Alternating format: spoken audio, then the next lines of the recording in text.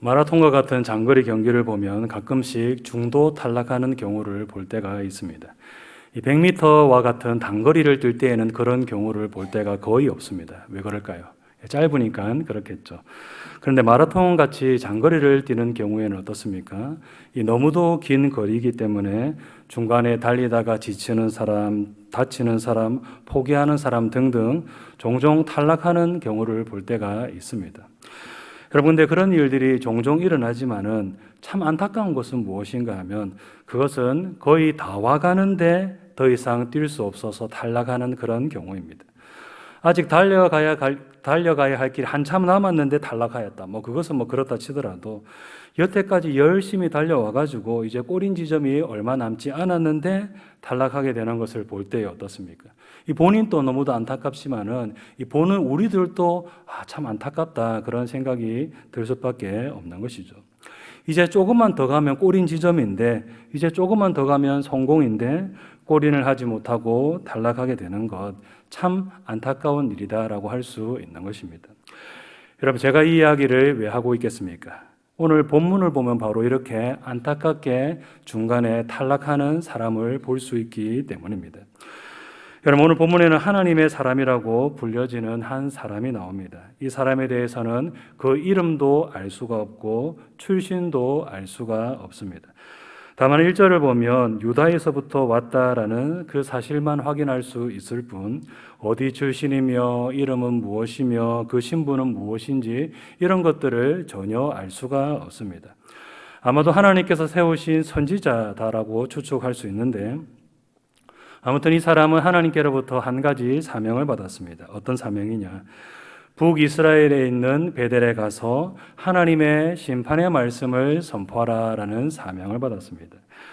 열왕기상 13장 2절에서 3절을 보면 그가 선포한 하나님의 말씀에 대해 나오는데 이 여로보암이 쌓은 우상 제단이 허물어지게 될 것이다. 하나님께서 그 제단을 허물 것이다라는 그 심판의 메시지를 선포하고 있는 것을 볼 수 있습니다. 여로보암이 행하고 있는 금송아지 우상 숭배가 죄다라는 것을 분명하게 지적하면서 이 죄에 대해서 하나님께서 반드시 심판할 것에 대해서 말씀을 선포하고 있는 것을 볼 수 있는 것이죠. 여러분처럼 이 하나님의 사람은 우상 숭배의 중심지 한가운데서 하나님의 심판의 말씀을 선포하는 사명을 감당하였는데 여러분, 이렇게 이 사명을 감당하는 것 쉬운 일일 것 같습니까? 아니면 어려운 일 같습니까? 생각해 보면 이렇게 하는 것이 너무도 어려운 일이다라는 것을 우리가 짐작해 볼 수 있습니다. 여러분, 이 베델은 하나님의 사람의 입장에서는 어떤 곳인가 하면 이 적진 한가운데다라고 그렇게 말할 수가 있습니다. 자기를 제외하고는 온통 어떤 사람들 뿐입니까? 다 우상을 숭배하는 사람들 뿐입니다. 모든 사람들의 적대적인 시선이 자기를 향하는 그런 곳이 바로 이 베델 우상 제단 앞인 것이죠. 여러분, 게다가 지금 이 하나님의 사람은 누구 앞에서 하나님의 말씀을 선포하였습니까? 북이스라엘의 최고 권력자인 여로보암 왕 앞에서 이 말씀을 선포하였습니다. 고대 왕은 어떤 존재입니까? 말 한마디 잘못했다고 해서 그냥 그 사람을 죽여버릴 수 있는 권세를 가진 것이 바로 고대의 왕인데 그런 절대적인 권력자 앞에서 담대하게 하나님의 말씀을 선포하는 것, 이 일이 쉽겠습니까? 당연히 목숨 걸고 하는 굉장히 어려운 일이다라고 할 수가 있는 것이죠. 여러분들, 이 하나님의 사람은 이 너무도 위험하고도 어려운 이 사명을 너무도 훌륭하게 잘 감당하였습니다. 적진의 한가운데 들어가서 자기를 죽일 수 있는 그 권력자 앞에서 하나님의 말씀을 담대하게 선포하는 이 사명을 너무도 훌륭하게 잘 감당한 것이죠. 여러분, 이처럼 하나님의 사람은 이 사명을 너무도 훌륭하게 잘 감당하였는데 이제 오늘 본문을 보면 어떤 내용이 나오는 것을 볼 수 있느냐? 그 사명을 끝까지 완수하지 못하고 중도에서 실패하고 마는 것을 볼 수 있습니다. 어려운 일 이제 다 마치고 돌아오기만 하면 성공인데 그 마지막 마무리를 잘하지 못하고 실패하는 모습을 볼 수 있는 것이죠. 베델에 살고 있는 늙은 선지자의 꾀임이 넘어가서 너무도 안타깝게 넘어지는 그 장면을 오늘 본문을 통하여 볼 수 있는 것입니다. 여러분, 오늘 본문을 보면 베델에 살고 있는 한 늙은 선지자가 나오는데, 이 선지자는 베델에 살고 있다는 것을 통해서도 알 수 있듯이 우상 숭배를 지지하는 거짓 선지자다라는 것을 알 수 있습니다.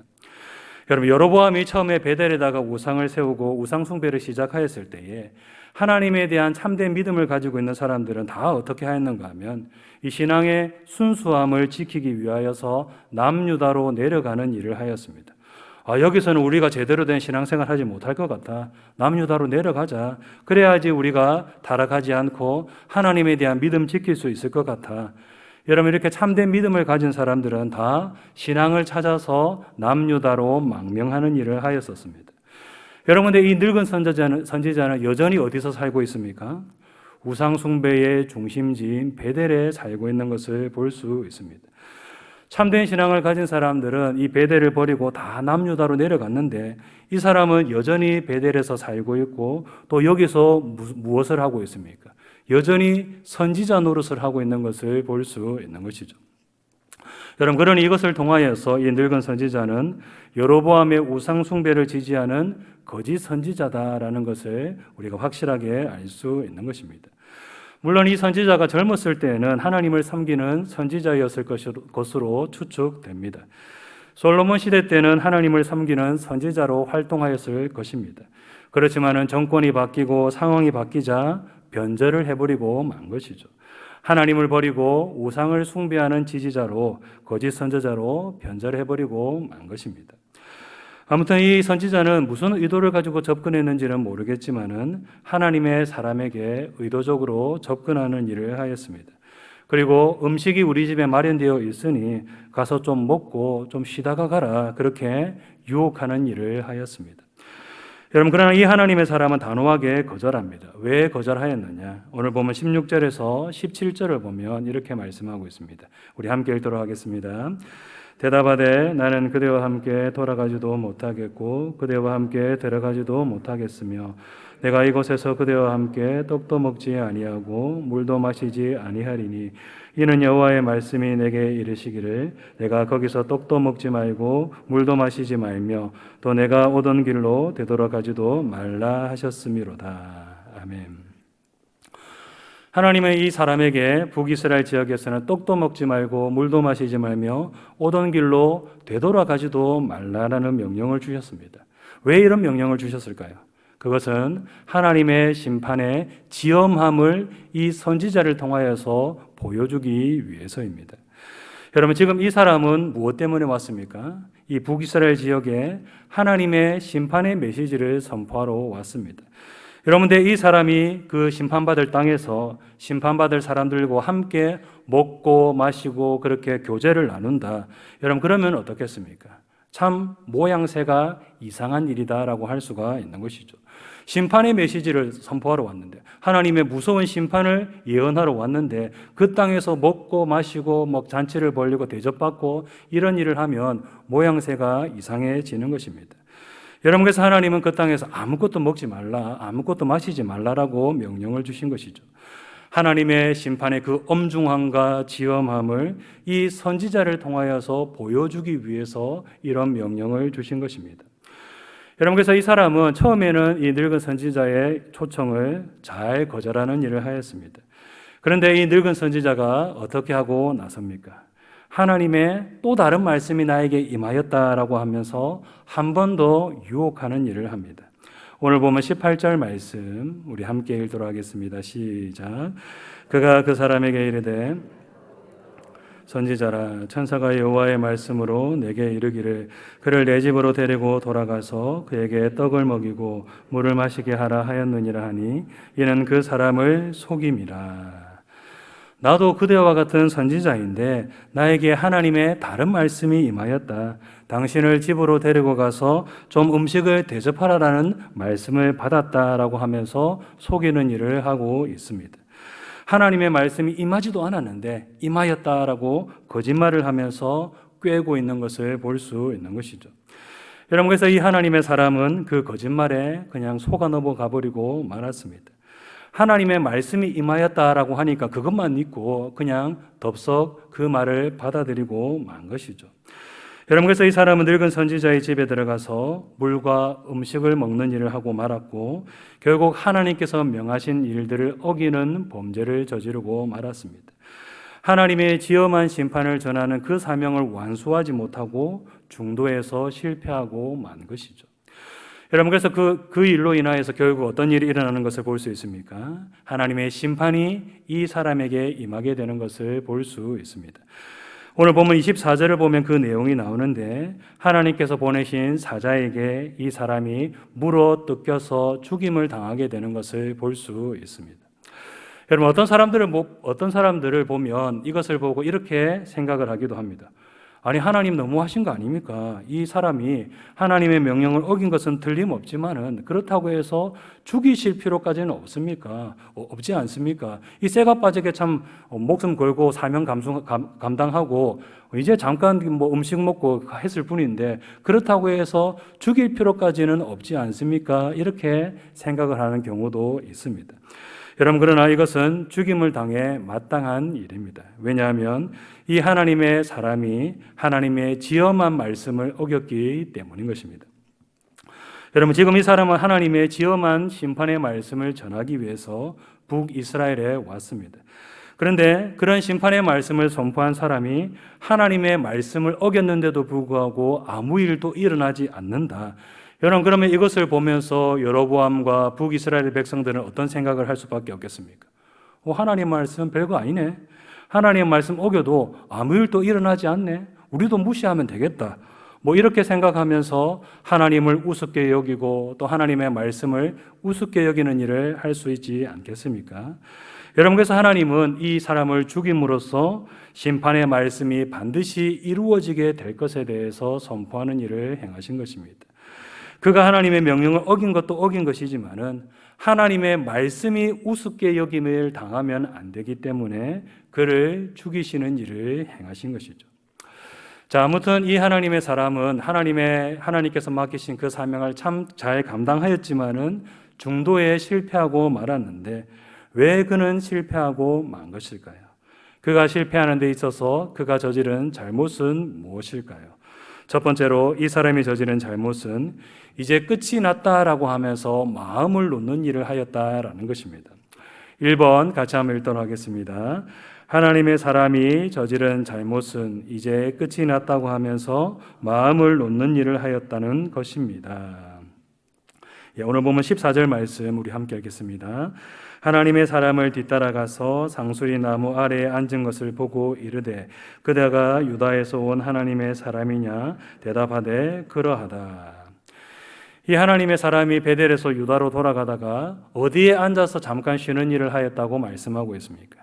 상수리 나무 아래에 잠깐 쉬는 일을 하였다라고 말씀하고 있습니다.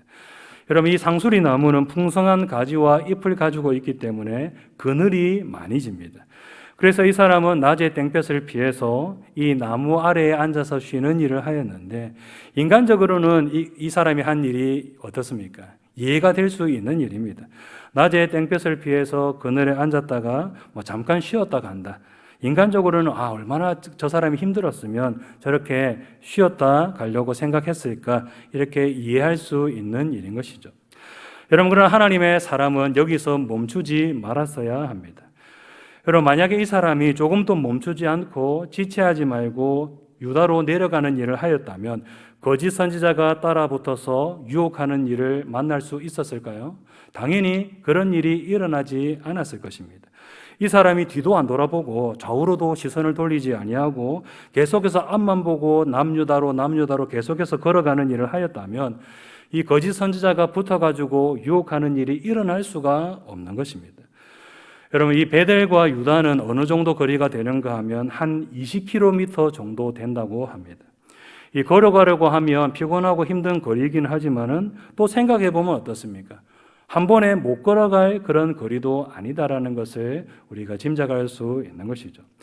여러분, 특히 이 사람은 지금 하나님의 어떤 명령을 수행하고 있습니까? 하나님의 심판의 말씀을 선포하면서 그 땅에서 아무것도 먹지 말고 마시지도 말라는 엄중한 명령을 받고 있는 그런 상태입니다. 여러분, 그러면 그가 어떻게 하였더라면 참 좋았겠습니까? 긴장을 풀지 않고 지체하지 말고 빠른 걸음으로 계속해서 유다로 내려가는 일을 하는 것이 참으로 좋은 일인 것이죠. 하나님께서 내게 맡기신 사명이 너무도 중요하니까 지금 쉴 수가 없다. 내가 이 사명 다 완수하고 유다로 내려가는 일까지 다 마친 다음에 그때야 이제 내가 쉬리라 라고 생각하면서 지체하지 않고 계속해서 남유다로 내려가는 일을 하는 것이 마땅한 일인 것입니다. 여러분들, 이 하나님의 사람은 어떻게 하였습니까? 중간에 멈추고 잠깐 앉아서 쉬는 쪽을 선택하였습니다. 그럼 이 사람이 어떤 마음으로 쉬는 일을 하였을 것 같습니까? 이제 내가 감당한 사명이 이제 끝났다. 이제 하나님께서 시키신 대로 하나님의 말씀을 선포하는 일을 하였으니까 한시름 놓고 이제 좀 긴장을 좀 내려놓고 좀 쉬었다 가자. 이제 좀 다 되었다. 다 이루었다. 이런 생각을 가지면서 쉬는 쪽을 선택하지 않았겠습니까? 여러분들, 그가 이렇게 앉자마자 누가 틈을 타고 유혹하고 들어왔습니까? 늙은 선지자가 바로 그 틈을 타고 유혹하고 들어왔다라는 것을 볼 수 있는 것입니다. 한시름 놓아야 되겠다, 좀 쉬어야 되겠다, 그 마음을 놓는 그 순간 그 틈을 놓치지 않고 유혹이 들어왔고 결국 그 유혹 때문에 넘어져서 사명을 완수하는 일에 이 사람이 실패하고 말았더라라는 것을 오늘 본문을 통해서 볼 수 있는 것이죠. 여러분, 이처럼 끝날 때까지 마음을 놓아서는 결코 안 되는 것입니다. 끝날 때까지 끝난 것이 아니다라는 그런 광고 문구도 있는데 끝날 때까지 절대로 마음 놓아서는 안 되는 것입니다. 왜 마음 놓아서는 안 되느냐? 한 곱이 넘겼다고 마음을 놓는 그 순간에 바로 마귀가 귀신같이 알고 틈을 타고 유혹하고 들어오기 때문인 것입니다. 우리가 다 이루었다, 이제는 어느 정도 되었다라고 마음 놓는 그 순간 마귀는 우는 사자와 같이 어떻게 하느냐? 우리들을 넘어뜨리기 위하여서 마음을 놓은 그 틈을 타고 유혹하고 우리들을 넘어뜨리고자 들어오는 일을 하는 것입니다. 여러분, 그래서 우리는 끝까지 마음 놓지 말고 어떤 일을 해야 되는가 하면 앞을 향하여서 계속해서 달려나아가는 일을 해야 되는 것입니다. 여러분, 빌립보서 3장 13절에서 14절을 보면 이렇게 말씀하고 있습니다. 우리 함께 읽겠습니다. 형제들아, 나는 아직 내가 잡은 줄로 여기지 아니하고 즉 뒤에 있는 것은 잊어버리고 앞에 있는 것을 잡으려고 표대를 향하여 그리스도 예수 안에서 하나님이 위에서 부르신 부름의 상을 위하여 달려가노라. 이 바울은 참으로 위대한 사역을 감당하였습니다. 그런데 그가 이 위대한 사역을 끝까지 감당할 수 있었던 이유가 무엇이냐? 뒤를 돌아보지 않고 앞만 보면서 계속해서 달려갔기 때문인 것입니다. 여러분, 바울은 내가 많은 일을 하였지만은 뒤를 돌아보는 일을 하지 않았습니다. 내가 이 정도 사역 참 많이 감당하였구나. 이 정도면 충분한 것 아니냐? 이제 좀 내려놓고 좀 쉬어도 되는 것 아니냐? 여러분, 바울은 이렇게 뒤를 돌아보는 일을 하지 않았습니다. 뒤에 한 일은 다 잊어버리고 오직 앞에 있는 표대를 향하여서 하나님께서 주신 큰 상급을 바라보면서 계속해서 앞만 바라보며 달려가는 일을 이 바울은 한 것이죠. 여러분, 그래서 이 바울은 끝까지 넘어지지 않고 마지막 그 순간까지 하나님께서 맡겨주신 사명을 잘 감당할 수 있었다라는 것입니다. 여러분, 우리들도 마찬가지입니다. 앞에서 내가 어떤 일을 하였든 그것을 바라보지 말고 계속해서 어떻게 해야 되느냐? 계속해서 앞으로 달려나아가는 일을 우리는 해야 되는 것입니다. 내가 이 정도 했으니까 이제 마음 놓아도 되는 거 아닌가? 이제 다 끝난 거 아닌가? 여러분, 이렇게 생각하면서 마음 놓는 일을 해서는 결코 안 되는 것입니다. 마음 놓고 긴장의 끈을 푼 그 순간 마귀가 틈을 타고 들어온다라는 것을 우리들이 바로 알고 끝까지 마음 내려놓지 말고 달려가는 일을 우리는 해야 되는 것입니다. 우리를 불러주시고 우리에게 사명을 맡겨주신 그 하나님만 바라보면서 또 그 하나님께서 주실 놀라운 상을 바라보면서 끝까지 마음 놓지 말고 계속해서 달려가는 일을 우리는 해야 되는 것이죠. 여러분, 두 번째로 하나님의 사람이 저지른 잘못은 무엇인가 하면 하나님의 말씀을 끝까지 붙잡지 못하고 듣고 싶어하는 말에 귀를 기울이는 일을 하였다라는 것입니다. 2번 같이 한번 읽겠습니다. 시작. 하나님의 사람이 저지른 잘못은 하나님의 말씀을 끝까지 붙잡지 못하고 듣고 싶어하는 말에 귀를 기울이는 일을 하였다는 것입니다. 오늘 본문 18절 말씀을 우리 다시 한 번 더 읽도록 하겠습니다. 그가 그 사람에게 이르되 나도 그대와 같은 선지자라. 천사가 여호와의 말씀으로 내게 이르기를 그를 내 집으로 데리고 돌아가서 그에게 떡을 먹이고 물을 마시게 하라 하였느니라 하니 이는 그 사람을 속임이라. 여러분, 이 말씀을 보면 이 하나님의 사람이 듣고 싶어 하는 말들이 참 많이 나오는 것을 볼 수 있습니다. 어떤 말들이겠습니까? 일단은 나는 그대와 같은 선지자라라는 말이 이 사람에게 아주 달콤하게 들렸을 것입니다. 나도 그대와 같은 선지자인데 내가 이런 하나님의 말씀을 들었다. 원래 주신 말씀은 음식을 먹지 말라라는 말씀이었지만은 지금 하나님의 말씀이 다시 바뀌었다. 여러분, 이런 말을 들었을 때 하나님의 사람에게 어떤 생각이 들었겠습니까? 하나님께서 나에게 이 선지자를 통하여서 새로운 명령을 주셨구나. 하나님의 사람이라고 하니까, 선지자라고 하니까 그냥 그 말이 달콤하게 들렸을 수밖에 없는 것이죠. 여러분, 그리고 또 어떤 말이 귀에 달콤하게 들렸을까요? 집으로 데리고 가서 떡을 먹이고 물을 마시게 하라라는 그 말이 참으로 이 사람에게 달콤하게 들렸을 것입니다.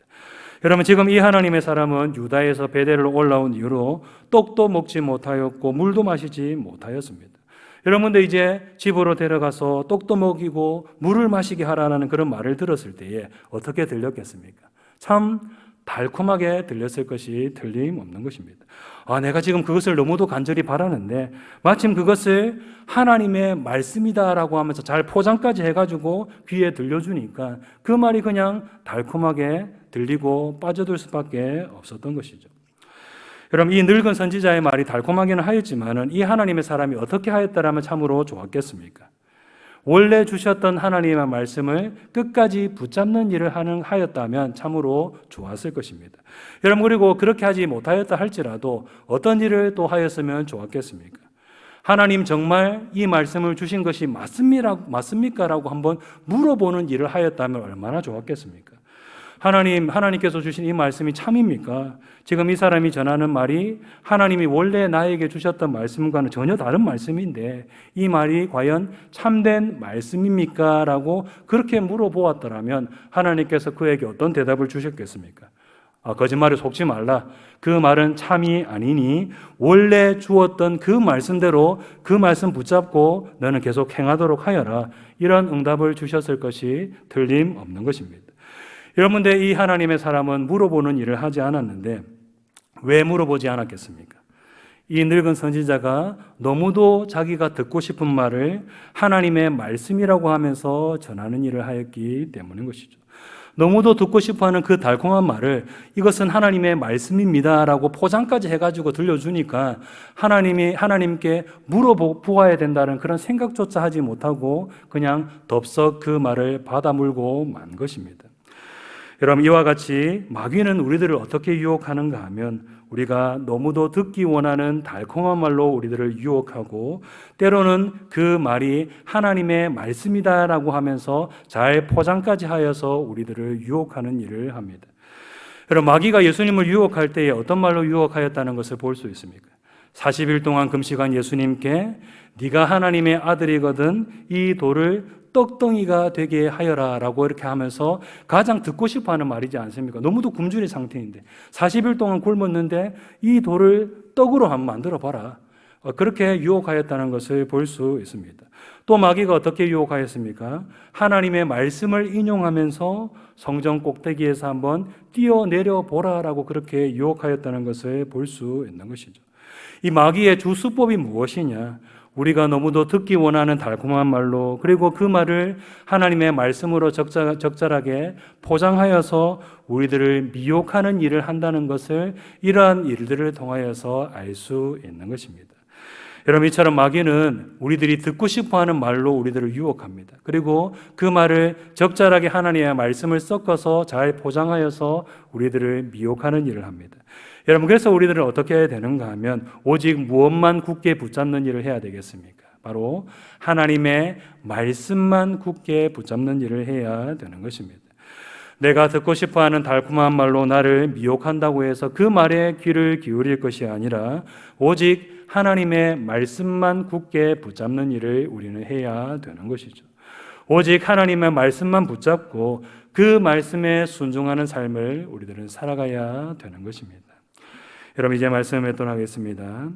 이제 다 끝났겠지 하고 마음을 놓고 긴장을 푸는 그 순간 마귀는 틈을 노리고 우리를 넘어뜨리고자 다가오는 일을 합니다.